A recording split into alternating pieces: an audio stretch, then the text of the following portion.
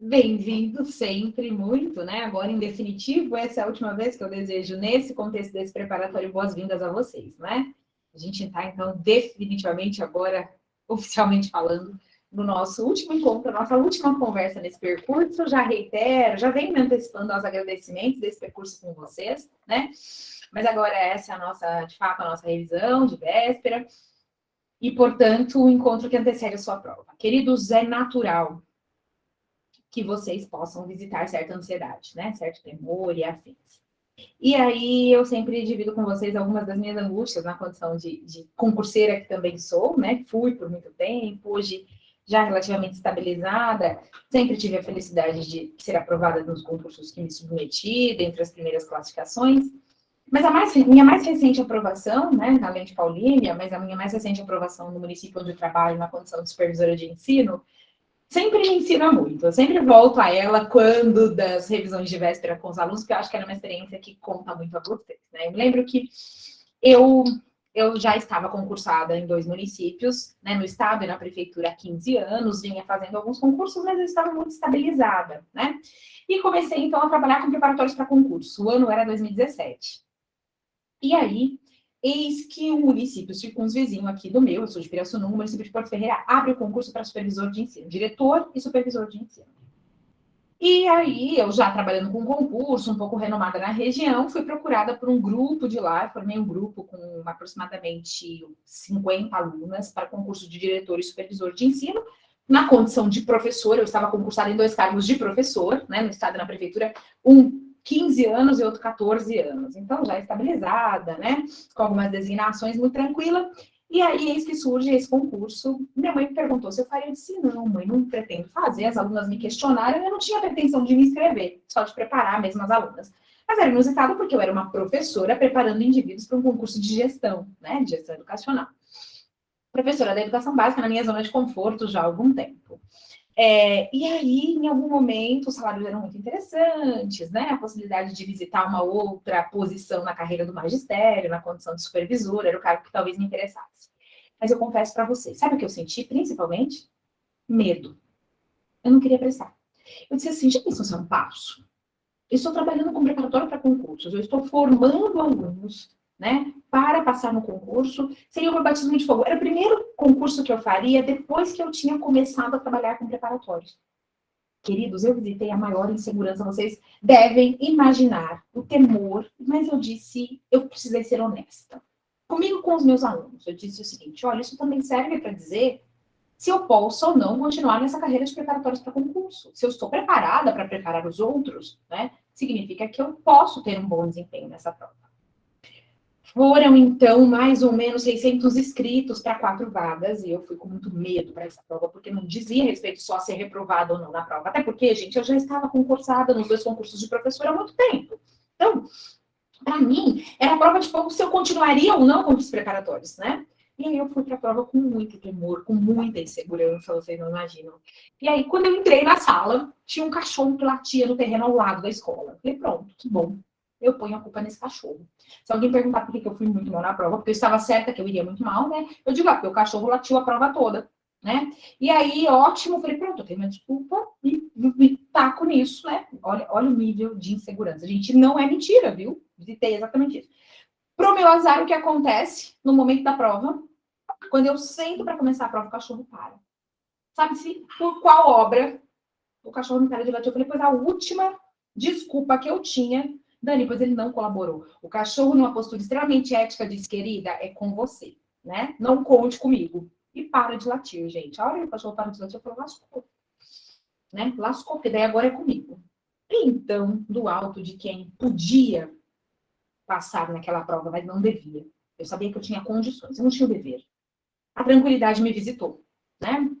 E aí fiz a estratégia que eu normalmente faço de prova, gente, que é ir para a prova com muita tranquilidade, fazer as questões, transcrever aquelas que eu tenho certeza, volto para as outras e vou fazendo aos poucos a prova, sempre transcrevendo para não ficar ansiosa, para não deixar tudo para passar no final, né? Vou me dedicando às questões, sou a última a sair da prova sempre.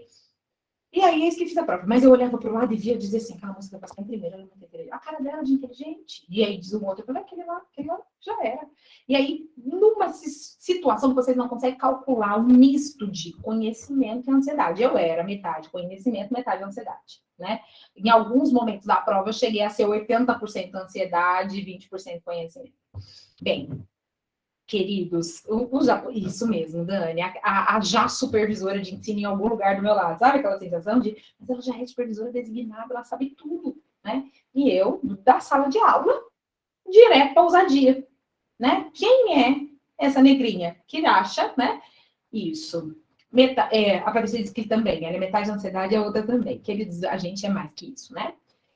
Bom, eis que fiz a prova e hoje estou supervisora de ensino, né? Fui aprovada em primeiro lugar, com 7 pontos à frente do segundo colocado. E aí, gente, foi tão importante isso. Eu já sou supervisora de ensino deste município, essa é a minha última experiência. O mesmo em Paulínia, queridos. Vocês não sabem, né? Que eu fui para a prova, foi a segunda maior nota na prova, errei uma transcrição, teria ficado com a maior nota na prova também da supervisão lá de Paulínia, desse último, já tinha passado no de coordenação antes, de Paulínia, né? Passei no de 2019, passei agora de novo. E aí, Paulinha, na hora que eu entrei na sala, a gente estava rolando um samba lá fora, né? Eu falei, não acredito. E eu, super dispersa que sou, né? Eu fazendo as questões, de repente eu me pegava assim, ó, fica dentro cantando um pagode. E aí, ou seja, nós somos humanos, todo mundo visita isso. Vocês dizem assim, ó, ai, Luciana, mas eu tô ansiosa, eu tô nervosa, não vai dar certo. Amado, isso acontece nas melhores famílias. Nas nossas, né? Com maior frequência. Então, vocês visitem a situação de, amado, tá todo mundo no mesmo barco, né? Eu não imaginava ter sido aprovada em primeiro lugar em Porto Ferreira, em segundo lugar em Paulínia, né? Por 2 vezes nos 2 concursos cujo município não me chama, né? Mas com todas as aprovações, eu digo, façam de novo, depois que a gente faça de novo, não é isso? Mas para dizer que essa ansiedade todo mundo visita. O resultado é mágico, né? Então, vão para essa prova sim, e visitar o temor é natural. Não vou dizer para vocês não estejam ansiosas, estejam também. A questão não morram lá. Que essa ansiedade não imobilize, meus queridos. A gente sente, é natural, né? Mas que a gente possa ser também conhecimento, sensatez. Então, quando o cachorro parou de glória comigo, durante a prova, querida, em vários momentos eu tentava me regular, dizendo, olha, mas eu dou conta disso. Eu uso o tempo de prova todinho, sabe? Eu normalmente não abrevio a minha realização de prova, eu faço pequenas pausas, né? Então eu faço a primeira passagem pela prova, queridas. Eu faço as questões na ordem, que é o que funciona para mim, entendam o que funciona para vocês. Eu faço a primeira passagem e só respondo aquelas questões que eu tenho certeza. As outras eu já deixo indicações de pode ser, pode não ser. Normalmente, eu consigo ali já uns 30% de prova que eu tenho certeza que estão corretas. Quando eu termino essa primeira passagem e já tenho algumas com a alternativa correta, eu transcrevo para a folha de resposta. Isso me dá uma tranquilidade. Eu digo assim, eu já garanti as questões que eu sabia. Aí eu começo o que eu chamo de segunda prova, né? Aí eu volto para as questões medianas, lido com elas, faço toda a passagem pela prova pelas medianas. Consigo chegar mais a algumas respostas. Transcrevo para a folha de resposta. Eu falo, terminei a primeira prova. Terminei a prova que eu garanti, né? Aí eu já tenho 50% de prova que eu tenho certeza que eu acertei. Aí o que eu falo? Acabou a prova fácil. Aí eu vou beber água, vou ao banheiro com a certeza de que eu já garanti um bom desempenho preliminar. Aí eu volto para as questões que eu ainda não resolvi. Elas já estão marcadas, já foram lidas. Aí eu volto para essas questões, mastigando chiclete, né? Para oxigenar o cérebro, para movimentação, enfim. Volto. E aí começo a lidar com as questões de nível mediano para difícil. Faço mais uma passagem, consigo extrair aquelas questões com qualidade. Sei que eu estou muito próxima do acerto, porque só estou respondendo a partir das minhas convicções, certo? Por final, gente, às vezes ficam 5, 2, 3, 4 questões que eu vou lidando uma a uma. Tá? E isso a sala esvaziando. E dizendo, é minha prova, tem todo o tempo que eu preciso para isso, né? Ao passo que em Paulínia, gente, vocês terem uma noção, eu fiquei com uma questão de juros compostos que eu não consegui aplicar a fórmula. Mas a menina disse assim, 10 minutos para terminar a prova. Estávamos eu, mais 2 pessoas, uma saiu, ficamos eu e outra pessoa. Ela dizia, 5 minutos para terminar a prova. Eu digo, olha, eu preciso de 5 minutos para fazer essa questão na unha, sabe? Descrevendo cada parcela dos juros compostos e fui fazendo. Ela disse, 2 minutos para a prova. Minhas questões já estavam todas transcritas, tudo prontinho. Eu estava com a última questão, a mais difícil que eu não conseguia lidar. Eu dizia, bom, eu vou terminar isso aqui. Né? A hora que ela falou, 1 minuto, você vai entregar a prova, a moça já estava metade, eu disse, eu preciso de 1 minuto. Eu cheguei ao resultado. Transcrevi na folha de resposta. Entreguei, né? Eu acertei essa pergunta. Fiz, mas demorei 15 minutos para realizar, mas eu tinha 15 minutos finais, entende? Terminei, entreguei, e lá naquele concurso tão concorrido, gente, uma questão me colocou dentre os classificados. Ela não me colocaria. Se eu tivesse desistido dela para entregar na hora. Então, eu visito uma tranquilidade que não é minha, entende? Sabe por quê? Eu sempre lido com a ideia de que eu não tenho obrigação de passar nessa prova, eu tenho condição.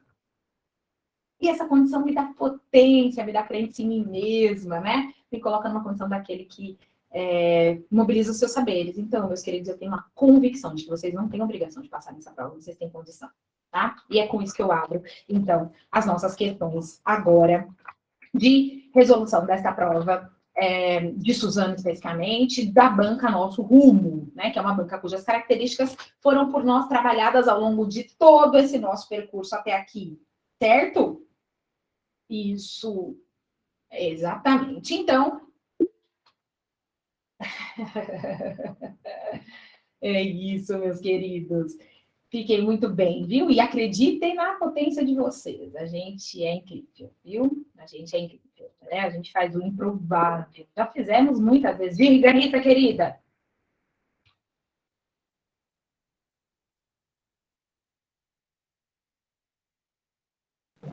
Desculpa que eu caí a conexão, aí eu tava me arrumando aqui e apertei sem querer a Tem problema, mãozinha, tá bom?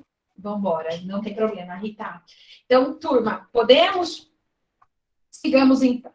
Queridos, como disse, eu fiz uma seleção para vocês de questões, para a gente observar a incidência, né? Frequência de questões e as probabilidades. Eu vou me arriscar aqui, como me arrisquei prestando concurso de supervisora de ensino. Hoje chupa essa manga, né? Lá estou. Vou me arriscar com vocês dizer o que pode vir, tá? Tenho para mim que as questões aqui trazidas vão vir em mesmos temas. Acho que amanhã vocês se encontram com essas questões. Vou fazer esse tipo. Não afasta a ideia de que tudo que eu dei pode ser que caia, tudo bem? Mas aqui a banca Nosso Rumo tem nos mostrado que ela traz perguntas dessa natureza. Trouxe principalmente questões de 2022 dos municípios de Porto Ferreira e Indaiatuba, que são os feitos mais recentes da banca, e ela mostrou certa regularidade. Vamos lá? Questão de número 1 diz o seguinte, e eu quero a dinâmica assim com vocês. Falo a questão, vocês dão a alternativa correta e eu sanciono ou não, e a gente vai para a próxima, tá bom? Vamos lá. A disponibilidade do aluno na aprendizagem é essencial para uma aprendizagem significativa aconteça. Nesse contexto, é correto afirmar que, sobre as aprendizagens, quem fala no edital de vocês é a Thelma Vaz, principalmente, né? E por aprendizagem significativa, ela também vai sinalizar com bastante ênfase, tudo bem? Então, sobre a aprendizagem, e sobretudo para que ela aconteça significativa, qual alternativa vocês acham que afirma corretamente essa visão?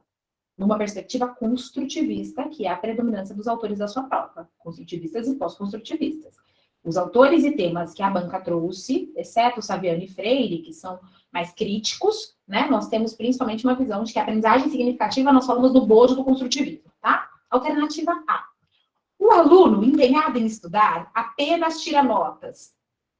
O aluno empenhado para estudar, para apenas tirar notas, tem motivos suficientes para se aprofundar na aprendizagem, mesmo que não fique evidente. Queridos, olha aqui, está dizendo que a única motivação do aluno é tirar nota. A aprendizagem é significativa quando o aluno estuda só para tirar nota. O motivo está em tirar nota, não em aprender. Uma aprendizagem significativa é quando o aluno aprende pelo conteúdo, pela relevância do conteúdo e não para tirar nota. Então, a alternativa A, vocês vejam que é uma questão que nos socorre o bom senso, tudo bem? Ou seja, o aluno que está buscando tirar nota, ele tem uma aprendizagem significativa? Não, porque a finalidade é tirar nota. Logo, vale decorar, memorizar, desde que ele tire uma nota alta. Então, a motivação da nota não é o que dá significação para a aprendizagem, é o próprio conhecimento, é a relevância e a motivação. Alternativa B. A disposição para aprender, e vejam que na B, nós temos, né, na B, nós temos a disposição para aprender depende somente do aluno, posto que a didática não garante condições. Queridos, o aprender é um processo do aluno, isso é uma parte. O processo de ensino-aprendizagem implica dizer que o aprender é a atividade do aluno e o ensinar é a atividade do professor, embora elas devam se integrar.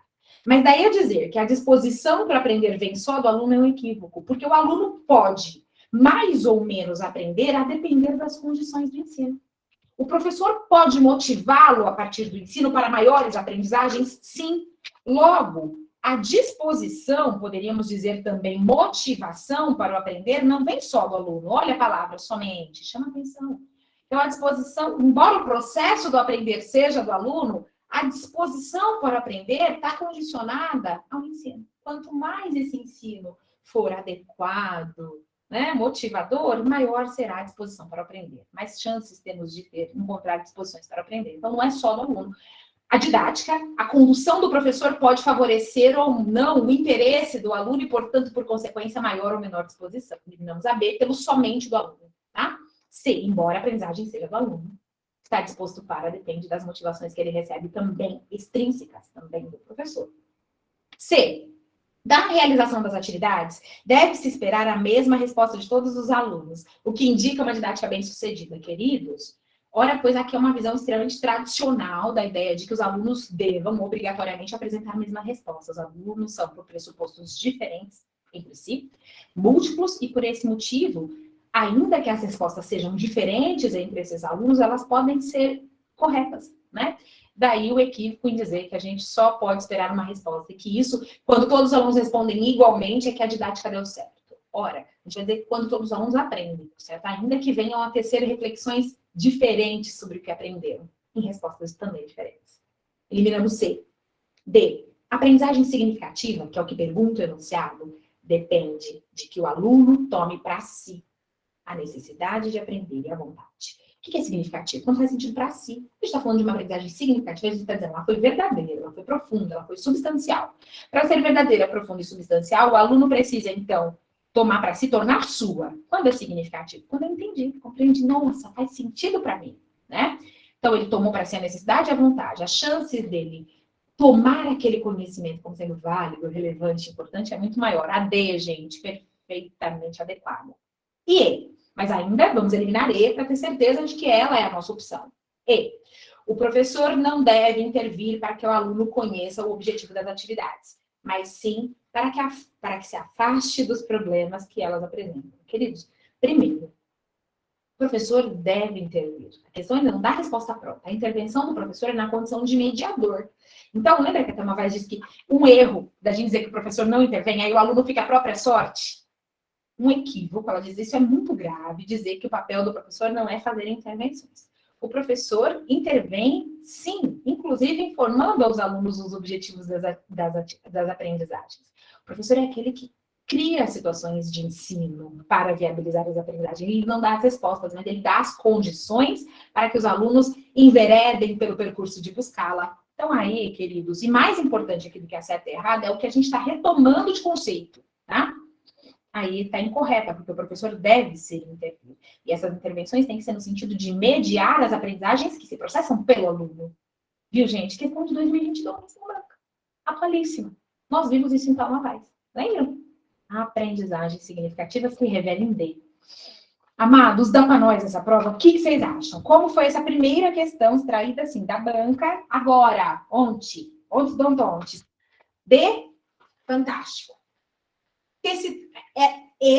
Jéssica, esse é o formato de perguntas que a nossa turma traz, tá? Essa é exatamente o que tem que fazer. Nos últimos. Essa é a cara da nossa turma. Vejam as que subseguem. Próxima questão. Aqui se tem. Segunda. No que tange ao nível silábico de escrita, é correto afirmar, Luciana, mas por que vai cair isso, amada? Porque lembra que um dos temas do nosso edital era Emília Ferreiro e Ana Teberoski?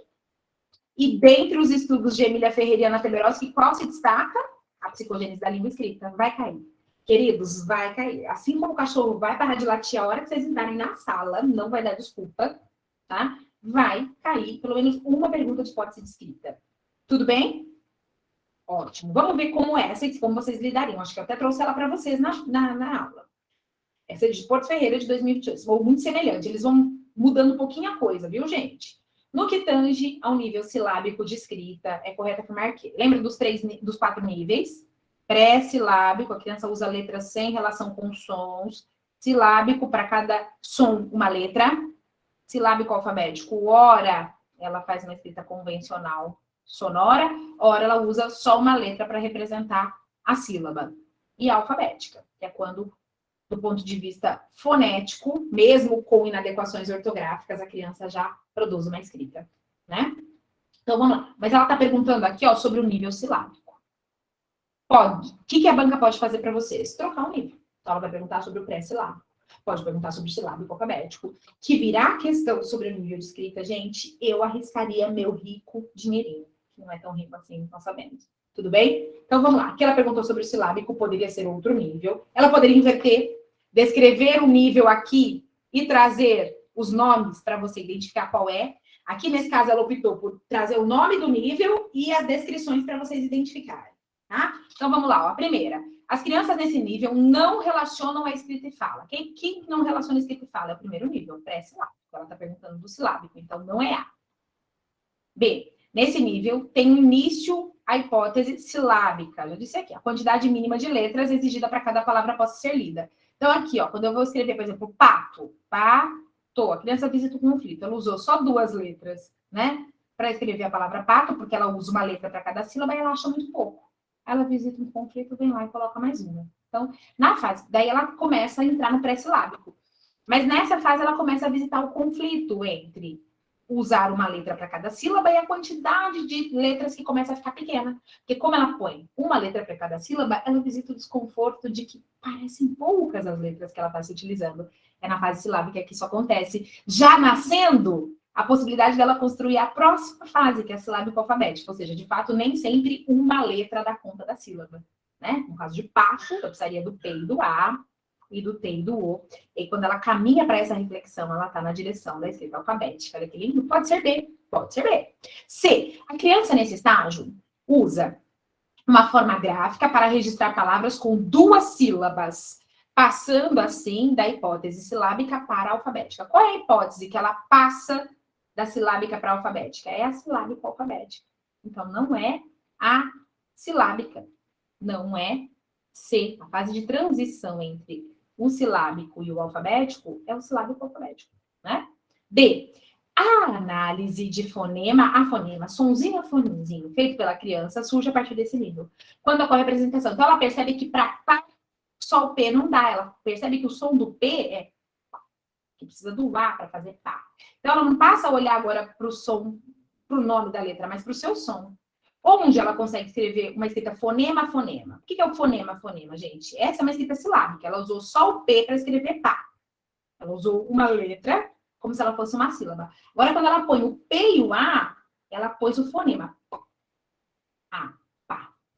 É na hipótese alfabética, tá? Que ela usa letra a letra. Ela percebe que usar só uma letra nem sempre dá conta de escrever a sílaba. A letra, gente, ela não tem um som silábico. A letra tem um fonema, né? E aí, quando a criança percebe isso, quando ela consegue escrever, usar, então, todas as letras para compor uma sílaba. Né? Então, por exemplo, a letra T não tem som de to, ela tem som de... tem um fonema. Precisa do O para o to. Então, essa criança nessa etapa... Isso, essa cabe, isso mesmo, tá, Érica? Essa aqui seria a alfabética, tá? Essa seria a alfabética. Então, a gente elimina, tá? Porque, ó, aqui ela tá fazendo o som. A criança, Érica, que escreveu pato, por exemplo, só com P e T, ela não analisou o fonema. Ela coloca o som do P como se ele tivesse o som de pá, como se ele tivesse o som de uma sílaba. Qual é a criança que percebe o fonema? Que percebe que só essa letrinha não tem som de pá. Ela precisa do A, então ela percebe que a letra não tem som de sílaba. A letra tem um fonema. Então, não é D, tá? Agora, E. Trata, porque aqui, quando ela percebe que cada letra tem um fonema, e ela precisa, então, de 2 letras para fazer a sílaba, ela já é alfabética, tá? E. Trata-se do estágio em que a criança escreve com traços típicos, que não se assemelham às letras, de modo que apenas ela entende o que registrou. Então, eu não consegui entender a escrita daquela criança, né? Então, ela vai usar, às vezes, letras ou semelhanças com letras, fala, vou escrever mamãe. E faz alguns rabiscos. Aí ela te lê, mamãe. Ninguém partilha daquela significação do que ela escreveu. É estágio pré-silábico, tá? Não é silábico. A única alternativa que se tinha silábica, como perguntava o enunciado, era B. Tudo bem? Isso, fonema é analfabética, gente. O fonema, porque ela já percebeu o som da letrinha. Quando ela é silábica, ela não percebeu ainda que a letra tem um som. Perfeitamente, tá? Virá a pergunta desse conteúdo, tudo bem? Terceira. Entre as tendências pedagógicas, também temos observado que eles vão perguntar lá das nossas primeiras aulas, tendências pedagógicas, que são teorias de educação. Entre as tendências pedagógicas, esta atua no aperfeiçoamento da ordem social vigente. Então, é uma pedagogia que quer manter a sociedade tal como ela está. Ó, aperfeiçoar a ordem social vigente. Então, é uma pedagogia que não quer transformação social, mas articulando de forma direta com o sistema produtivo.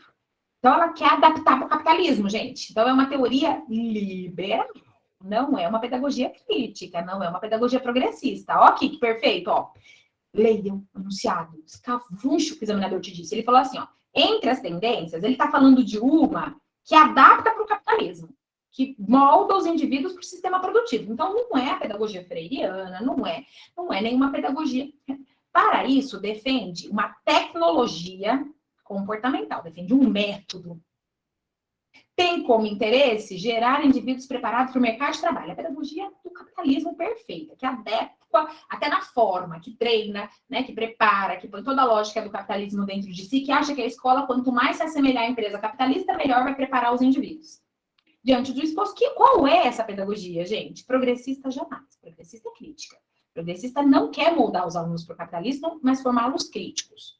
Poderia ser tradicional, poderia ser tecnicista. A renovada não diretiva dá mais visão para o aluno e construtivista jamais seria, né? Nesse caso, não. Qual é a pedagogia, gente? Que a ênfase está em preparar o indivíduo para o mercado de trabalho através de tecnologias comportamentais, de métodos que levam a isso. Os métodos apostolados, as chamadas pedagogias tecnicistas. Então, a que melhor se revela aqui é a tendência tecnicista. E por que a gente conseguiria? Vocês conseguiriam identificar C nessa? Vai cair pergunta sobre tendência. Que tipo de formulação? Das mais diversas. Eles vão perguntar, podem perguntar sobre uma pedagogia formada para a humanização, voltada para a libertação e para a emancipação dos indivíduos. A tradicional, Li, não. A tradicional também molda os indivíduos para a sociedade, mas ela não é tão presa na técnica. Ela é mais presa no conteúdo, tá? Ela é uma formação mais conteudista, mas ela também molda os indivíduos, tá? Já a pedagogia tecnicista, ela é mais voltada para o método, ela é mais voltada para o preparo para o mercado de trabalho, para as técnicas, por isso o nome tecnicista. Enquanto na pedagogia tradicional eu tenho um conteúdo forte, ainda que o indivíduo seja lidado, né, com autoritarismo pelo professor e tudo, as duas pedagogias, tanto a tradicional quanto a tecnicista, formam para o mercado de trabalho, formam para a sociedade capitalista, adaptam o indivíduo, né? A renovada não diretiva, nós vimos na nossa aula. Ela é a pedagogia escola novista, né? Que é a ideia humanista, que o aluno, ela também molda para a sociedade, mas ao invés de impor, como na escola tradicional, a renovada não diretiva, ela deixa o aluno escolher o que ele quer aprender, mas também não procura uma formação crítica. Ela procura uma formação onde os indivíduos vão, ao seu modo, sem imposição, se adaptarem à sociedade, tá? Então, ela também é uma pedagogia liberal, porque ela não é crítica, mas ela não vem com a imposição da escola tradicional, ela deixa o aluno um pouco mais livre, por isso que chama não diretiva, certo? Que é a escola novista, que é o movimento escola novista, o aluno por ele mesmo. E aí ele acaba se adaptando. Lili, eu sugiro então que você retome, se essa é uma grande dificuldade, retome a nossa aula desse tema, tá? Uma das nossas primeiras aulas é a aula onde a gente pontua muito bem cada uma dessas teorias, tá? Ótimo, amada. Aqui era C, tudo bem? Ótimo. Gente, o que ele traz é muito importante. Essa ideia de, ó, identifiquei que a minha dificuldade está mais nesse. Então, a gente vai focar naquilo onde a nossa dificuldade está maior. Isso é muito importante. Isso é metacognição, que é perceber onde a gente está bem, onde a gente precisa aprimorar e focar naquilo, tá bom? 5, então. Assinale a alternativa correta a respeito... Opa, perdão, agora 4, tá? No que concerne a avaliação, a temática da avaliação virá, viu? Apareceu como um dos temas dos nossos estudos e seguramente tem vindo como pergunta. Em 2022, a banca tem trazido em todas as suas provas pergunta sobre avaliação, ok? Sim ou não? Ótimo. E aí, vejamos. 4. No que concerne a avaliação na aprendizagem, então, está falando da avaliação que o professor faz sobre o aluno, é correto afirmar que os critérios de avaliação escolar. E agora, gente, aqui é o seguinte, é a defesa que se tem. Os critérios da avaliação escolar. A. não devem estabelecer expectativas de aprendizagem dos alunos a partir do ensino, então eu não preciso ter expectativas. Os critérios de avaliação podem ser pensados independentes daquilo que a gente espera ou não. De alguma forma, os critérios têm que se mirar nas expectativas. O que vocês acham nesse caso? Aqui, perceberam? Ó? Será que eu tenho que ter algumas expectativas até para perceber se os alunos puderam delas se aproximarem ou não? A avaliação precisa de critérios que dizem respeito àquilo que a gente pode esperar dos indivíduos, e não critérios rígidos, mas critérios que são aquilo que a gente entende que são as capacidades que os alunos teriam para desenvolver. Então, nesse caso, gente, chama a atenção que quando eu penso critério de avaliação, eu tenho que ter uma expectativa, tenho que dizer o que poderia ter sido desenvolvido por esse aluno. Então, devem sim estabelecer expectativas. Tudo bem? Sim. E devem ser tomados pelo educador como objetivos, o que aumenta a realização da aprendizagem, ou seja, os critérios de avaliação são os objetivos que eu tinha. Será que é isso? Que, de alguma forma, os critérios que eu afixei para avaliação são os objetivos? Ou não? Ou, nesse caso, por exemplo, os critérios são a direção onde a gente caminha. E eu posso ter objetivos diferentes para os alunos. Muito cuidado que, quando os critérios viram objetivos, todos os alunos teriam que atingi-los.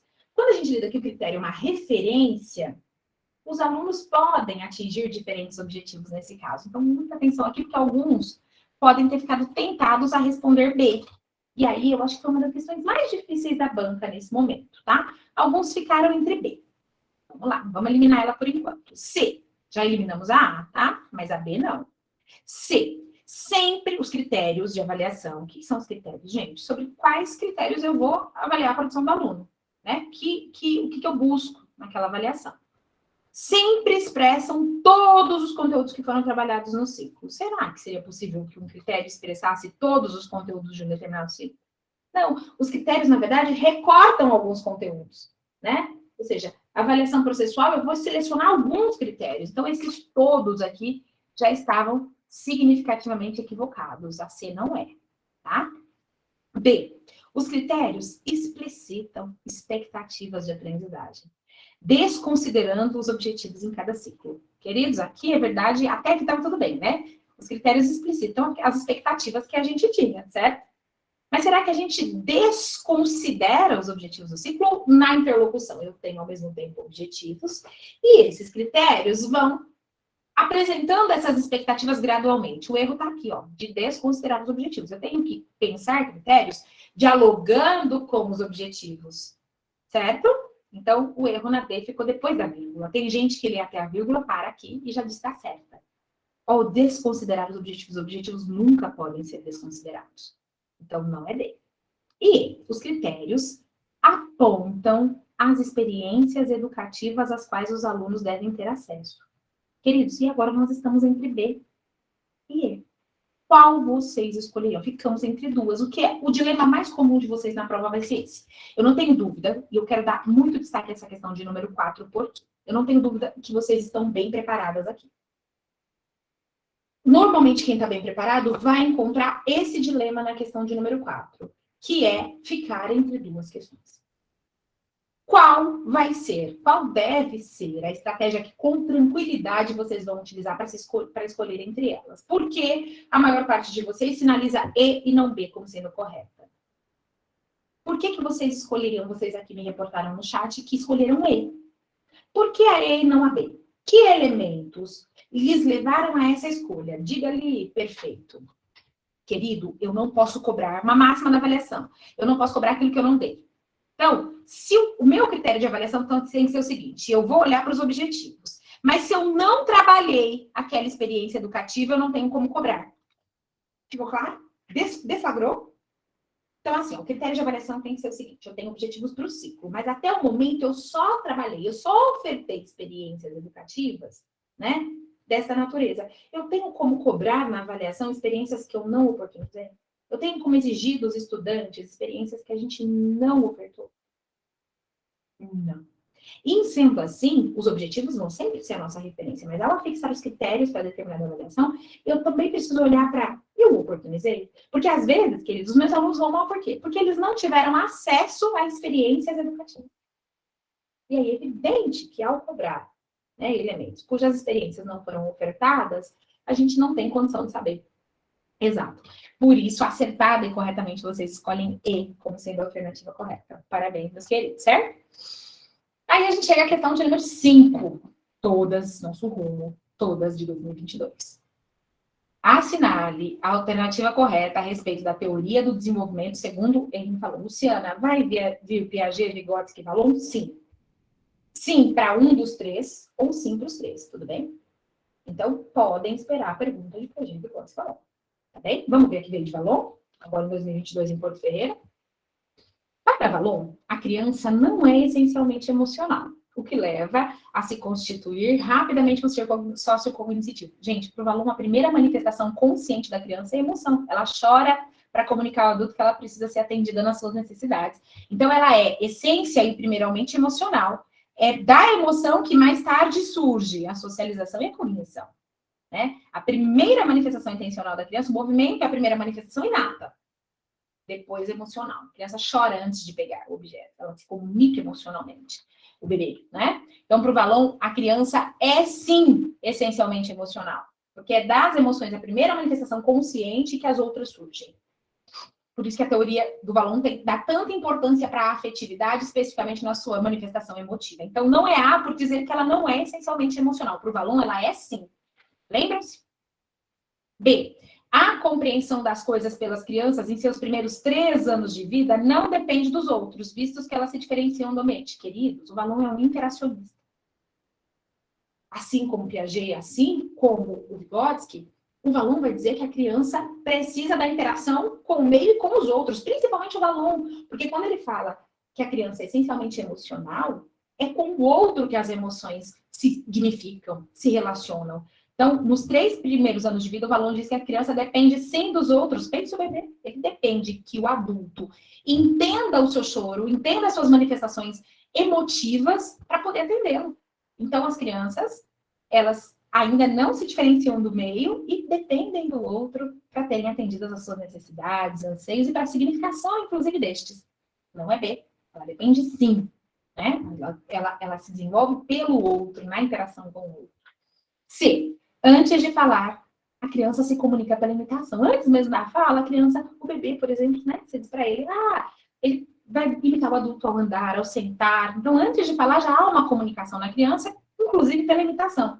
E um processo pelo qual forma a sua subjetividade e expressa seu desejo de participar e se diferenciar do outro como sujeito, né? Ela imita e, ao mesmo tempo, ela vai tentando se opor a esse adulto, né? Fazendo coisas diferentes. A C. Então, encontramos em primeira leitura e em primeira análise grandes erros. Tudo bem? Pode ser a C? Pode. Vai ficar em dúvida, né? Fiquei em dúvida. Depois a gente vai lidar com a dúvida, Aline. D. As crianças só se comunicam e se constituem como sujeitos com o significado depois do surgimento da fala. Gente, a D tá super errada, não tá? Antes mesmo da fala. O bebê, ao chorar, se comunica. Tanto é, lembra que eu falo pra vocês, ele chora, a avó fala, Aline, esse choro é de cólica. Como que ela identificou? Ele comunicou isso através da intensidade do seu choro. Então, a D não está correta. E aí? Vallon defende que toda criança cresce de maneira linear. Queridos, o que é um desenvolvimento linear sem conflitos? Para o Vallon, amados, existem vários conflitos. A criança se desenvolve, depois chega nos 3 anos, ela entra no personalismo, a crise do eu, tudo é não, faz birra. O desenvolvimento do Vallon não é linear, ele é conflituoso. Ora, predomina a afetividade, aí a afetividade diminui, predomina a cognição, aí depois volta a afetividade. Então, para o Vallon, o desenvolvimento é complexo, ele não é linear. Gente, nenhum desenvolvimento linear é aquele desenvolvimento assim, contínuo, tranquilo. O Vallon vai ter de vários conflitos, a birra, não é? A oposição, em determinados estágios de desenvolvimento, tudo vai linear, vai só progredindo. Nos quais, e os conflitos são, aqui a contradição, ó, se é conflituoso, não é linear. Se há conflito, há avanços e retrocessos. Para o Vallon, gente, o desenvolvimento se faz das leis da alternância, ora uma coisa predomina, ora ela fica fraca, a outra. Então, para ele, o desenvolvimento é extremamente complexo. Ele não é linear, né? Linear seria isso. Aí tá isso. Oli, olha só. Aí aqui ficou certo. Em determinados estágios de desenvolvimento, em qual se desenvolve a partir de conflitos internos. Mas não são só internos, são também externos, né? Por esse motivo, quem tenha ficado entre a linearidade já deveria afastar, tá? A possibilidade de ser. Mas agora a gente não... Para o Vallon, o desenvolvimento é complexo, não é linear, né? Ele é feito de avanços e retrocessos, de integrações, às vezes de dissociações, tá? Então, por isso que ele explica tanta coisa, a birra, né? O conflito do adolescente, porque o desenvolvimento é complexo, avança. A gente fala assim, né? Lembra que na adolescência, parece que ficou burro de novo. Não é que ficou burro, porque a cognição que estava predominando no estágio anterior dá lugar a uma afetividade mais forte, às emoções mais fortes. E aí houve, então, um conflito, um retrocesso, um avanço em outros aspectos. Por esse motivo, a alternativa correta era C, né? Porque nós encontramos erros na E também. Questão que caiu agora em fevereiro em Porto Ferreira, tá? Tudo bem? Ótimo. Próxima. Não contente, gente, eles trouxeram de Vygotsky na mesma prova. Observem. No que concerne as teorias de Vygotsky para a aprendizagem e a construção do conhecimento, é correto afirmar que Vygotsky, o quê? Defende que o conhecimento é construído em ambientes naturais de interação social e culturalmente estruturados? Pode ser. Ora, pode ser, porque embora o Vygotsky, ele fala disso, que a gente tem ambientes relativamente naturais, mas que nesses ambientes ocorrem as interações e a cultura é o elemento. Olha quantos elementos eu tenho de Vygotsky, ó, interação. Lembra que eu preciso estar com o autor? Ambientes culturalmente estruturados, tem uma dimensão que é natural, mas não só. Parece ser Vygotsky, gente, com perfeição, mas vocês eliminaram as outras, não é? Acredita que na perspectiva construtivista, o sujeito e o objeto não interagem. Gente, ele não é um interacionista? Então, claro que interagem. O que resulta de um processo de construção cognitiva para o Vygotsky, a interação é a base da sua teoria. B, fora. C, propõe que não há determinantes socioculturais. Gente, lembra dos 3 planos genéticos do Vygotsky? Nós somos espécies? Somos filogênese e ontogênese, mas nós também somos indivíduos sociais. A nossa sociogênese, a história da nossa cultura, do nosso grupo. Por que mulheres muçulmanas são diferentes de mulheres brasileiras? Porque o nosso sociocultural é diferente.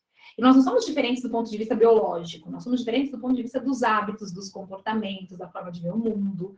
Por quê? Porque, sim, temos determinantes que são socioculturais na formação dos nossos comportamentos, né? E não só de aptidões naturais. Apenas aptidões naturais. O Vygotsky seria um inatista? Deus o livre. A C, elimina. D, entende que o indivíduo é meramente produto do meio. Não, é das interações entre o indivíduo e meio. Né? E E, não vê o sujeito como um ser eminentemente social. Vê sim, gente. Para o Vygotsky, o sujeito é biológico, mas ele só se torna humano se tiver contato com o social. Lembra? Assim como o conhecimento não deve ser visto como um produto social. O conhecimento é sim um produto cultural e social. Não está dentro da gente, está na cultura e a gente internaliza esse conhecimento. Assim, eliminamos a E. Amados, essa vocês não podem errar, tá? Porque ela estava visivelmente marcada para Vygotsky. Alternativa A. Não estava difícil, né, Eli? Aí a Aline diz, mas existiam alguns elementos. Dizer que não estava difícil, gente, não significa dizer que estava fácil. E vocês não sejam a metida de subjugar a questão. Essa tá muito fácil. Quando a gente tende a achar a questão demasiadamente fácil, a gente é displicente, a gente corre mais risco de errar. Toda a questão é importante, tudo bem? Vai ter algumas mais fáceis, amadas, vai, né? Mas aí, isso, tava. Mas mesmo assim, lidem com a questão óbvia com cuidado. Esse óbvio pode ser uma armadilha, pode ser uma percepção preliminar que não se confirma, né? Isso, eu já fiz isso também, Érica. Puxa! Do alto da nossa arrogância pedagógica. Não é? Quanta questão eu perdi por excesso de confiança? Questão óbvia. E aí, queridos, isso vai te fazer falta, tudo bem? Isso. Aqui era óbvio, mas aí Isso. A Aline fala, os estruturados me confundiu, né? Essa ideia dos culturalmente estruturados, porque a cultura estrutura esses domínios, né, Aline? Esse estruturado, ela teve medo de parecer muito comportamentalista. Mas aí, eliminando as outras, você voltava a A, tá, Aline? Isso. 7ª. Ainda questão desse ano, agora de Indaiatuba, tá? Avaliação. Lá, o que eu percebi, ó? Porto Ferreira trouxe avaliação, Indaiatuba avaliação também. Percebem? A constância. 2 provas que aconteceram agora, esse ano, as 2 provas trouxeram a temática da avaliação, tá? O objetivo dessa avaliação é o de identificar se as propostas do professor foram alcançadas, no processo de ensino-aprendizagem. Então, é ver se aquilo que as expectativas e os objetivos foram ou não alcançados. Essa avaliação é aplicada diariamente. Então, é uma avaliação que acontece todos os dias, observando ocasionalmente ou de forma periódica. Então, pode ser diária, pode ser num determinado momento que eu entendo que eu preciso ver se deu certo ou não, ou às vezes com alguma frequência mensal, semanal, enfim. Então, não é uma avaliação que acontece só no final. Esse é um dado. Entre os seus exemplos estão a revisão dos cadernos, dever de casa, então, avaliação que eu olho vários aspectos ao longo do percurso.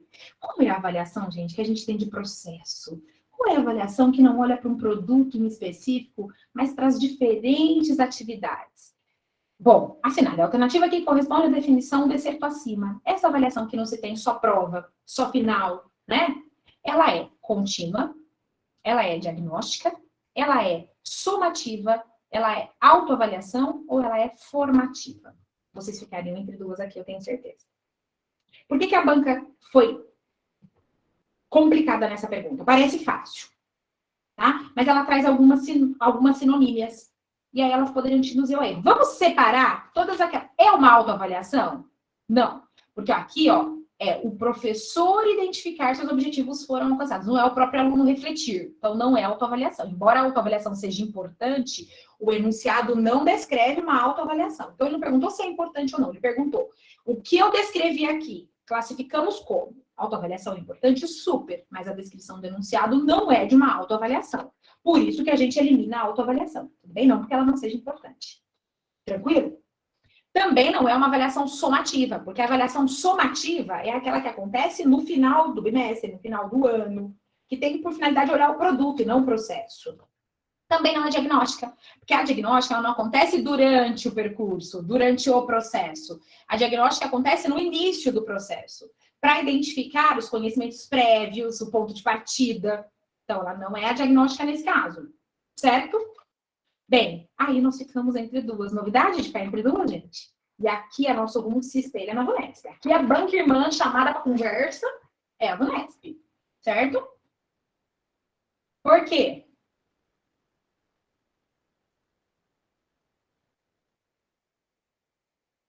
Porque a VUNESP sempre deixa a gente entre duas. A FGV costuma fazer isso menos, tá?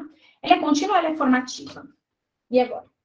Como vocês lidaram com isso? Chegaram as duas? Falaram, tanto pode ser contínua, quanto pode ser formativa. Que opção vocês fizeram?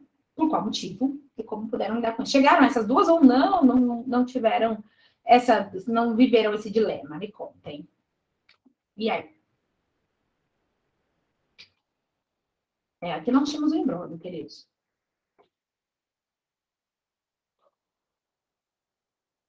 Quem escolheu E, quem escolheu A e por quê? Ou vocês não visitaram essa dificuldade? Cadê vocês?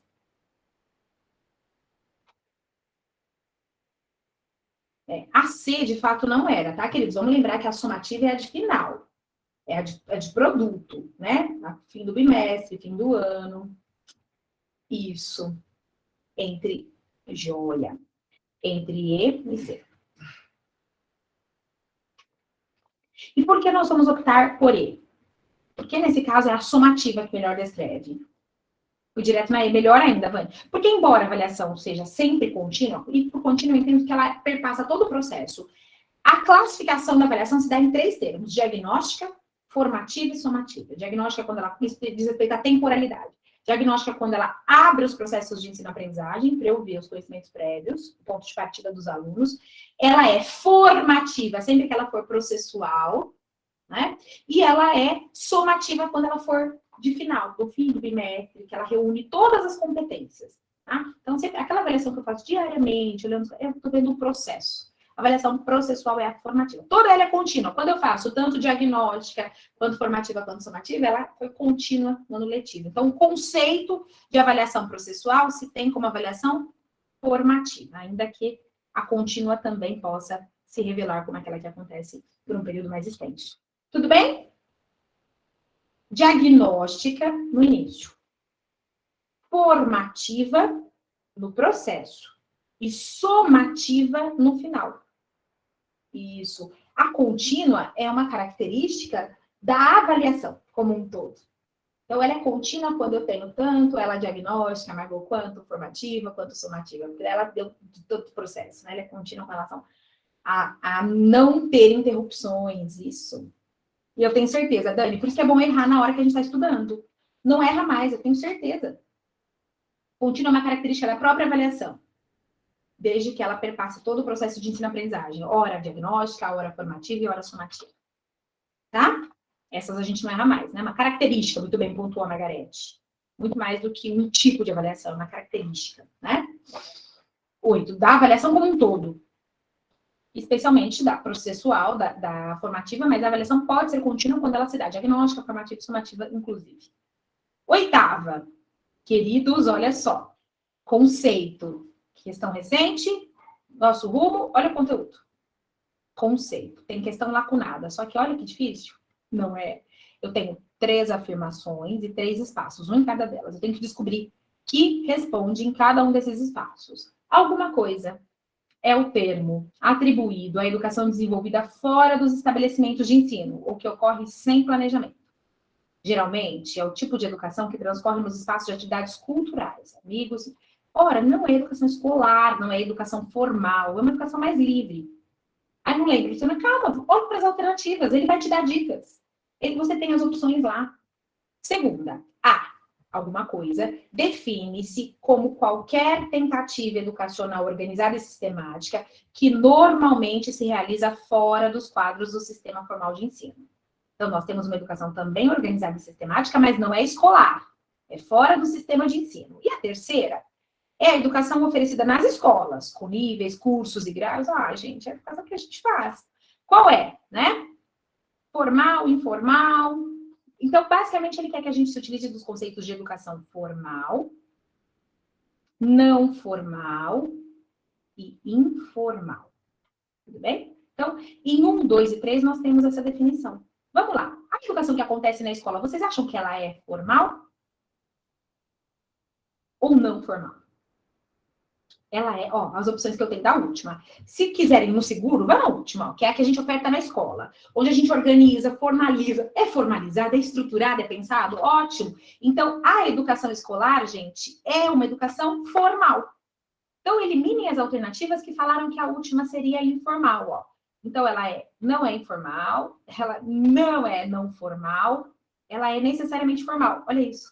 Só de saber a característica da educação escolar, você já cai para 2 alternativas. Ou seja, a educação escolar é formal. E por que ela é formal? Porque tanto ela se dá intencionalmente, o que faz dela uma educação formal, quanto sistematizada e organizada. Então, ela é uma educação formal. Tudo bem? Ela não é não formal e não é informal. Ótimo. Agora, vamos voltar para as outras 2. Tudo bem? Qual é? E aí, gente, você vai ter que lidar com diferenciar uma de outra. A dificuldade poderia estar aqui. Qual é a diferença, Luciana, entre não formal e informal? Achei que fossem sinônimos.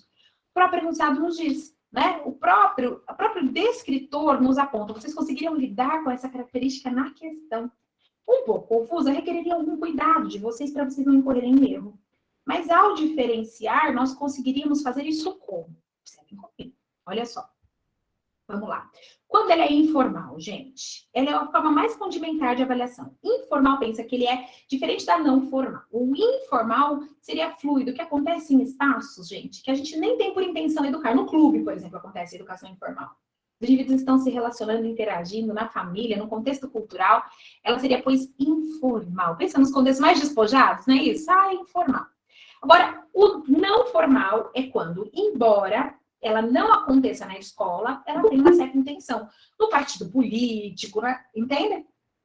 Isso. Nesse caso, aqui seria o não formal.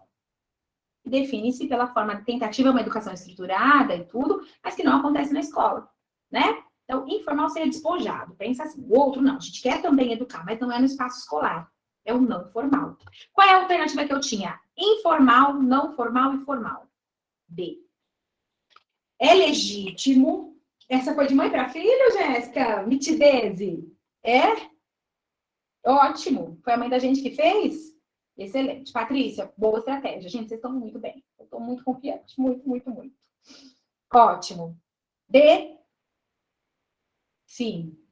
Queridos, e que essa nossa confiança não seja arrogância, hein? Vamos para a prova com toda a seriedade, né? Mas claro de que dá para nós. 9. Leia as considerações a seguir acerca de teorias pedagógicas. Lembra? Caiu teoria pedagógica em Porto Ferreira, caiu teoria pedagógica em Dayatuba. Estão percebendo a constância da banca de trazer mesmos temas? Sim? Mesmos temas. Ó, trouxe. Por que eu trouxe 2 provas de 2 municípios distantes, inclusive, queridos? Ela trazendo mesmos temas.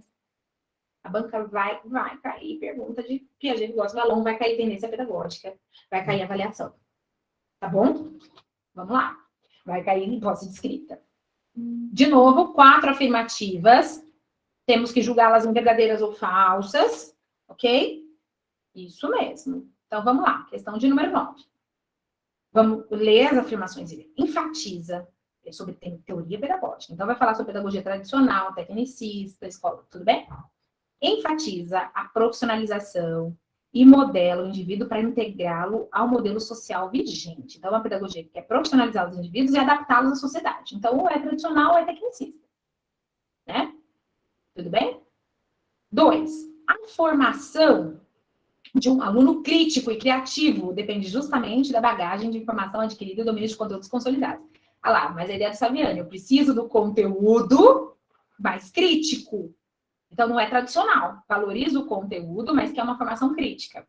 3. Procura formar cidadãos conscientes e participativos da vida e sociedade. Leva o aluno a refletir, desenvolver espírito crítico e criativo. Ah, então é uma pedagogia interessante também.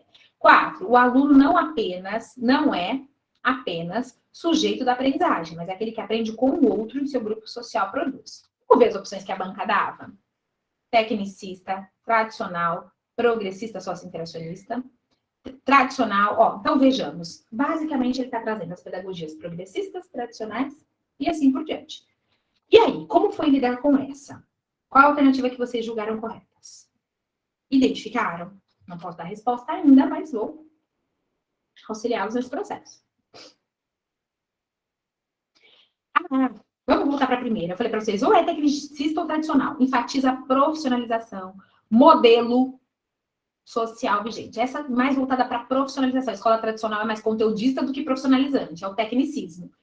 Gente, dizer que um é tecnicista é o que nos salvaria. Ó, entre tradicional e tecnicista, não é progressista um de jeito nenhum, porque adapta nem sócio-interacionista. Eliminamos essas duas. A um já nos ajudava muito, lembra? Ou tradicional ou tecnicista. Ficou claro que ele é mais tecnicista. Certo? Aí a 2, gente, vejam, ó. É isso. Tudo bem? Isso, a 1 quase que não salvou. Joia? Certo. Deixa eu ver, então. Só que nós temos um problema aqui, salvo o maior engano, deixa eu olhar para as provas nos originais, porque a 2 não reflete exatamente a pedagogia tradicional. Deixa eu ver ela aqui, ó. A segunda, né? Então, a 1 tem que ser tecnicista. Mas a 2, ó, vem para tradicional. E aí, será que é ela tradicional? Progressista? Deixa eu ver qual é a alternativa correta de fato. Deixa eu abrir aqui a minha... O gabarito a gente sinalizou A, mas tem aqui uma contradição. Deixa eu abrir. Eu já digo para vocês. Olha só. Isso. Né? Percebam isso? Porque daí, sendo a única tecnicista A, né? Isso aí, nós estaríamos diante de uma questão que não encontra a alternativa correta. Deixa eu ver onde possa estar o erro tão importante aqui para que a gente consiga lidar. Espera lá.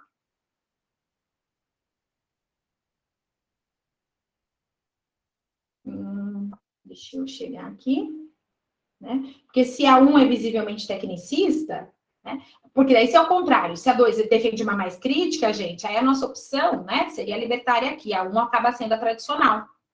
Aí a 2, a 3 a renovada, o aluno, né, ser mais criativo, enfim, eu acho que nesse caso a banca se equivoca, hein? Não sei nem se não deu recurso, mas eu acho que era uma questão que caberia recursar. Aqui vamos explorar, então. Ai, meu Deus. Marcos, apaguei todas as mensagens. Precisava da prova que eu te mandei ontem.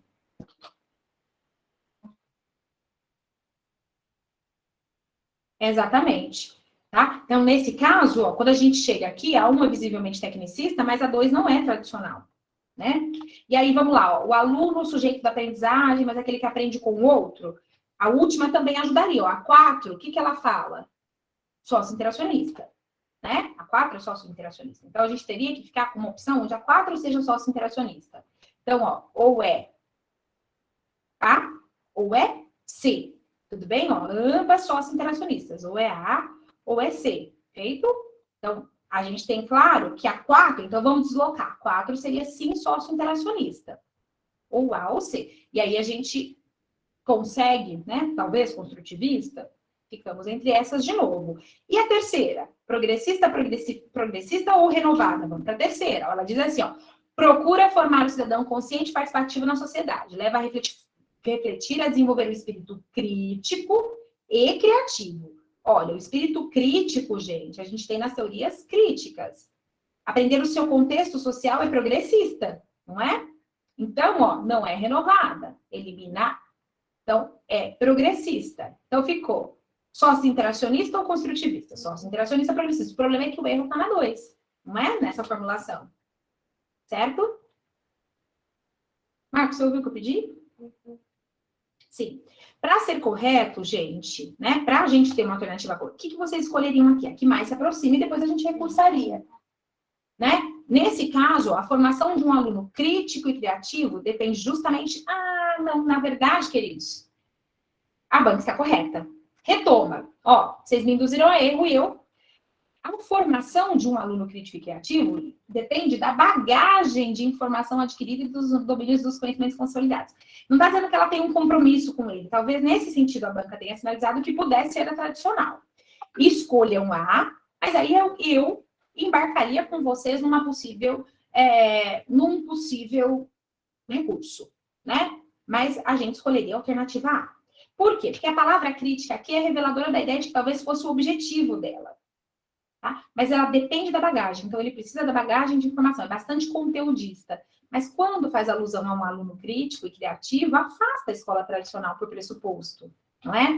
Então, nesse caso, a gente ficou bastante à deriva com relação à banca. Era uma questão que possivelmente vocês estariam de dificuldade.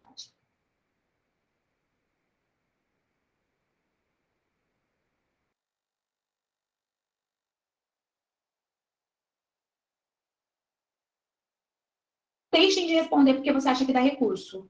Não deixem de responder porque vocês acreditam que a questão pode trazer um possível recurso. Não façam isso. E por que não? Porque, nesse caso, quando a gente faz isso, você corre o risco de não dar recurso e você perder a questão. Então, da banca tentar se justificar, conseguir, né? E aí isso trazer para você prejuízo. Então, pensem aqui. Olha, pensem comigo. Nesse caso, vocês fariam o quê? Escolhe a alternativa A e quem tiver prejuízo, a gente tenta recursar. Que foi exatamente a alternativa que a banca apresentou como correta, tá? Insisto, foi isso mesmo. Porque ela pode dizer que ela está falando que dependeria da bagagem, que a escola tradicional coloca isso como compromisso da bagagem. Mas não é o objetivo da escola tradicional nem formar o aluno crítico nem criativo. A gente escolheu a A porque ela tinha menos erros. Porque tanto a 1 quanto a 2 estavam visivelmente sócio-interacionistas e tecnicistas. Nesse caso, então, a gente escolheu a A, né, não por ela estar correta, mas por ser aquela que menos tinha erro, ou porque tinha mais elementos de assertividade. Por que é importante a gente ter trazido essa pergunta, inclusive hoje? Se vocês encontrarem na prova questões semelhantes, façam essa escolha. Escolha aquela que você acha que menos tem erro. É a chance que a banca dá como correta, que vocês viram que ela acabou de dar como correta.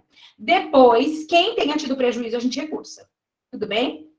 Porque daí, ó, ela deu como a alternativa correta. Pode ser que ela reveja isso em razão de fazer recursal? Pode, mas por hora foi a alternativa que ela sustentou como sendo correta. Sempre que vocês estiverem diante de uma questão que dá recurso, qual é a técnica? Isso, é exatamente isso, Lu.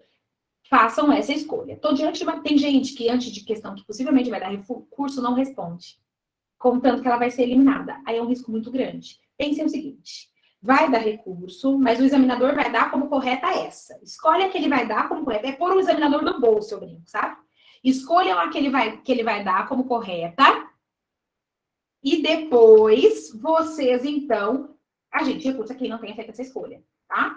E depois deixa lutar quem não escolheu essa. Tudo bem? Se anular, querido, você não perde. Agora, e se não? E se não? Tudo bem? Então, você lida com a ideia de que ela pode ou não, o recurso pode ou não ser procedente. Perfeito? 10 agora. Assinale a alternativa correta a respeito das teorias curriculares. As teorias críticas, então, sobre teorias do currículo. Lembra? A gente tem as teorias tradicionais, que acham que o currículo é só um conjunto de conteúdos, as críticas, né, que são as teorias que vão dizer que o currículo tem intenção de passar uma ideologia, e as pós-críticas, que estão voltadas mais para o multiculturalismo, para os diferentes temas, tá?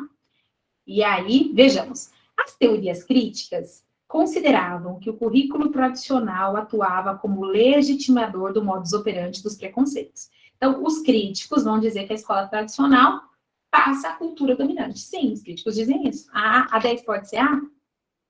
Isso, tá lá nas nossas primeiras aulas, né? Talvez porque tenha ficado um pouquinho distante. Isso. Poderia ser, mas olha, as teorias críticas consideram que o currículo tradicional atuava como um legitimador do modus operandi dos preconceitos que se estabelece pela sociedade, não dos preconceitos, mas dos interesses, né? Quem vai falar dos preconceitos são os multiculturalistas, tá? Porque as críticas discutem mais o social e as pós-críticas discutem mais a cultura, multiculturalismo. Então, quem discute mais a sociedade são as pós-críticas. Então, quem vai dizer que legitima os preconceitos são as pós-críticas, que vai dizer que só ensina um tipo de cultura. Então, por ser preconceito, não é A. Tá? As críticas vão dizer que ela estabelece um tipo social de padrão. Não é A. Tudo bem? O examinador trouxe nível de dificuldade alto aqui, tá? Vejamos a B agora. As teorias curriculares críticas emergem na década de 70 e 80 a partir dos princípios da fenomenologia, do pós-estruturalismo multicultural. Não, são as pós-críticas que são multiculturais. E não as críticas. As críticas são mais sociais e não culturais. Então, pensem assim, ó. A tradicional, gente, só ensina aqueles conteúdos que ela entende relevante. As críticas vão focar no social. As pós-críticas vão focar no cultural. Tudo bem? Preconceito diz respeito à cultura, né? Culturas predominantes que desvalorizam outras. Então, seria o pós-críticas. C. As teorias curriculares pós-críticas baseiam seu plano teórico nas concepções marxistas, sociológicas? Não, são as críticas. As críticas é que são marxistas, mais sociológicas. As pós-críticas são mais multiculturais. De acordo com as teorias críticas do currículo, a função do currículo, mais do que um conjunto coordenado e ordenado de matérias, seria também a de conter uma estrutura crítica que permitisse uma perspectiva libertadora e conceitualmente crítica em favorecimento das massas populares. Queridos, vamos lá. Ó. As teorias críticas do currículo, vejam aqui, elas é que são mais sociológicas. Ó, essas dicas que eu estou lembrando agora vão ajudar. Pensa, a crítica é social. É uma teoria crítica. A questão é cultural, de valorização das diferentes culturas. Aí é pós-crítica, é multicultural. Tudo bem? Olha a D. Então, claro, a D está falando das questões sociológicas, tá? Ó, falou favorecimento das massas populares, perspectiva libertadora da estrutura crítica, conjunto coordenado de estruturas do currículo em função do que se ensina. D, tá? Retomem, se necessário, essa temática. Pode ser rica a questão, tá? Bem da Indaiatuba recentemente. E as teorias pós-críticas foram promovidas por Franklin Bobbitt, que associava as disciplinas curriculares a uma questão mecânica. Nessa perspectiva, o sistema educacional estaria conceitualmente atrelado ao sistema industrial. Quem faz esse tipo de crítica sociológica são as teorias críticas e não as pós-críticas. As pós-críticas fazem teorias críticas à cultura, tá? A escola só valorizar um tipo de cultura e afins. Por esse motivo, gente, a alternativa correta nessa, que talvez tenha sido a questão conceitualmente mais difícil, era D. Muitos de vocês me reportaram dificuldade nesta, né? O que é natural e compreensível. Tudo bem? Queridos, e a gente tem um intruso nessa aula, né? Nós temos, acaba de entrar aqui uma pessoa que não foi convidada para essa aula, me permitam dizer, um certo matemático. É boa, né, Aline? Mas estava bem difícil. Queridos, essa é que se separa dos outros. E aí, o enxerido que nos chega, o que ele faz aqui, esse homem das matemáticas? O que ele veio cheirar nas aulas das professoras? Que não está atrasada nem 5 horas. Ítalo, querido, nós estamos acabando, viu? Nós terminamos. Mais tardar, 2h30, a gente termina.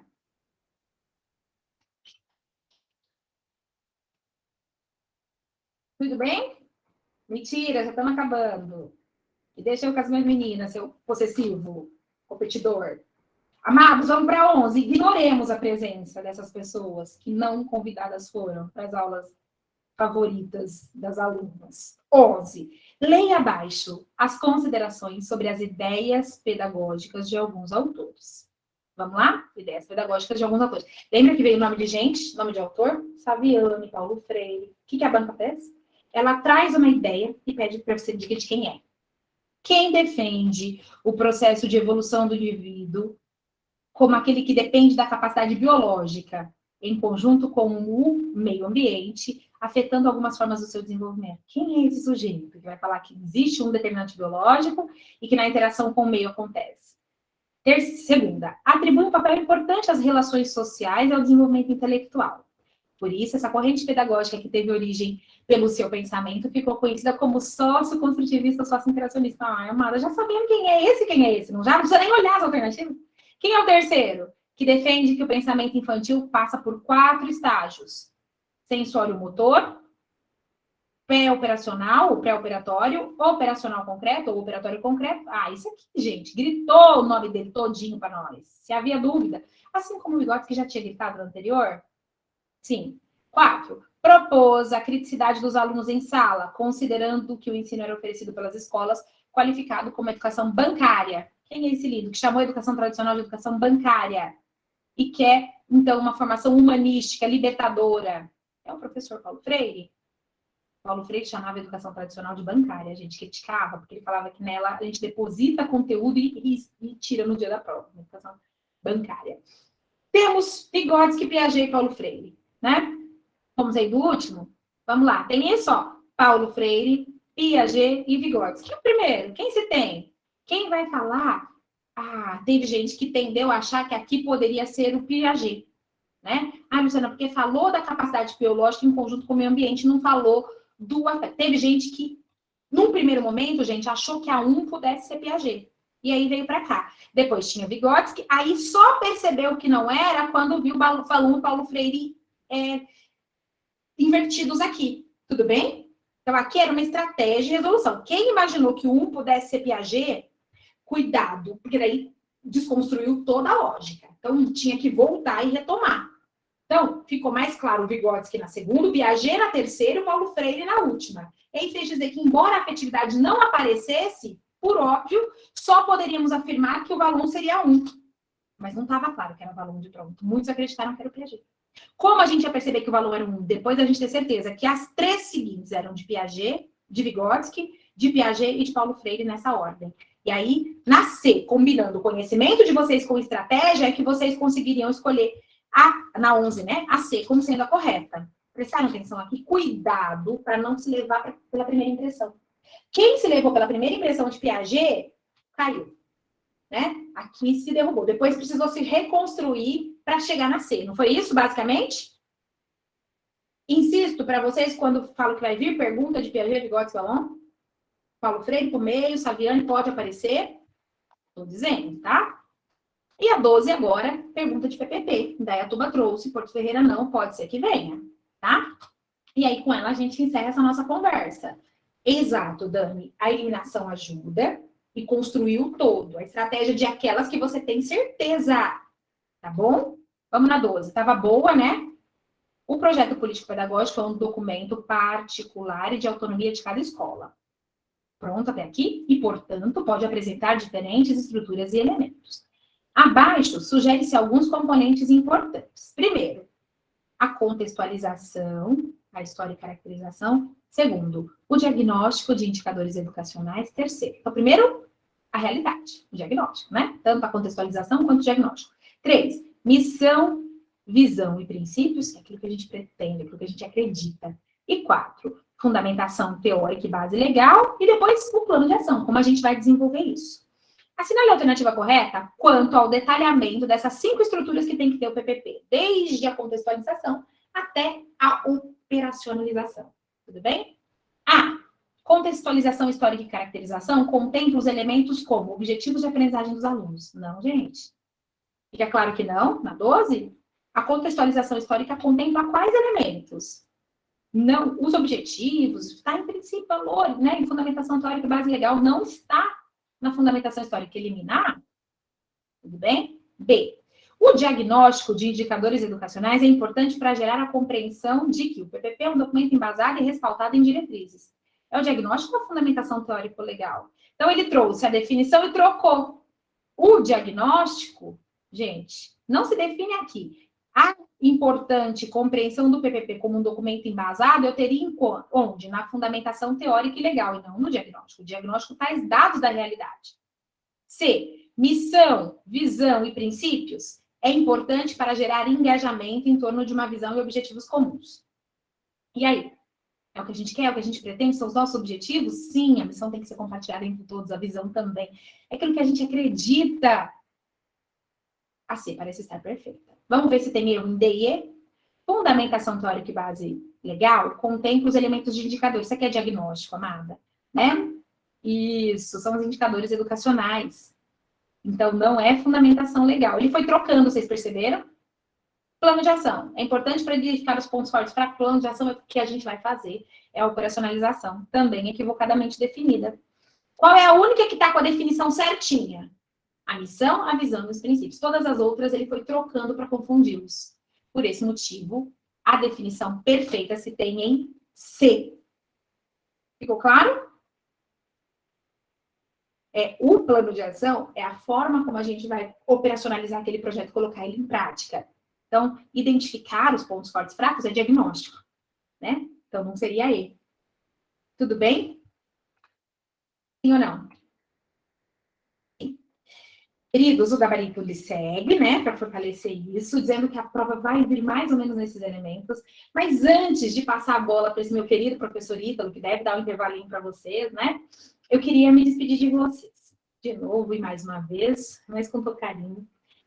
Dizer que foi incrível esse percurso, com aquele grupo que seguramente é o meu grupo mais peculiar, já disse isso para vocês várias vezes, né, esse de Suzano. Vai estar disponível à tarde, Dri? Vai sim. Um grandíssimo beijo para vocês. Eu desejo todo sucesso do mundo. Dani, querida, isso mesmo. Põe essas caras lindas para eu ver. Tem cara que eu só sei de nome, mas nunca vi, não sabia que você era tão linda, nega. Ó, abre essas câmeras aí para a gente se despedir direito. Feito gente, que ficou esse percurso todos juntos. Vamos lá. Deixa eu me despedir de vocês, poder olhar nesses olhinhos e dizer o quanto que eu fui feliz nesse percurso com vocês, né? Só não vai abrir a câmera quem caiu os cílios, né? Quem de repente está com os cílios cai, é legítimo. Todo o resto pode abrir essas câmeras, né? Porque a gente está trabalhando no cansaço, mas também na fé, né, amadas? Queridas, olhando para cada uma de vocês, para todas e para cada uma, eu queria reiterar, né, a minha alegria de ter podido estar com vocês e dizer que de longe, né, o compromisso de vocês, o empenho, cansadas que estavam, né, às vezes com interação muito pequena, mas todas ali online, né, revela o quanto vocês se esforçaram.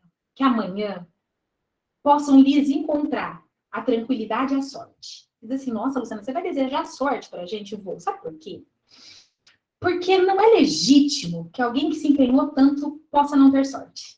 Né? Eu desejo sorte, porque sorte não é suficiente, mas ela é tão importante para aqueles que possam ter se preparado. Eu tenho convicção de que vocês são essas pessoas. Então, que o cachorro pare de latir assim que vocês entrarem, ainda que ele lata, né? Que vocês possam saber lidar com isso, toda a sorte do mundo, porque não é demais desejar sorte a quem trabalha duro, né? A quem sonha, quem luta, né? A vocês que assistiram aula com um menino no colo, com criança, né? Com tarefa por fazer, com casa por cuidar, dobrando período, que essa é a nossa realidade, né? De trabalhadoras que somos. Então, toda a sorte do mundo.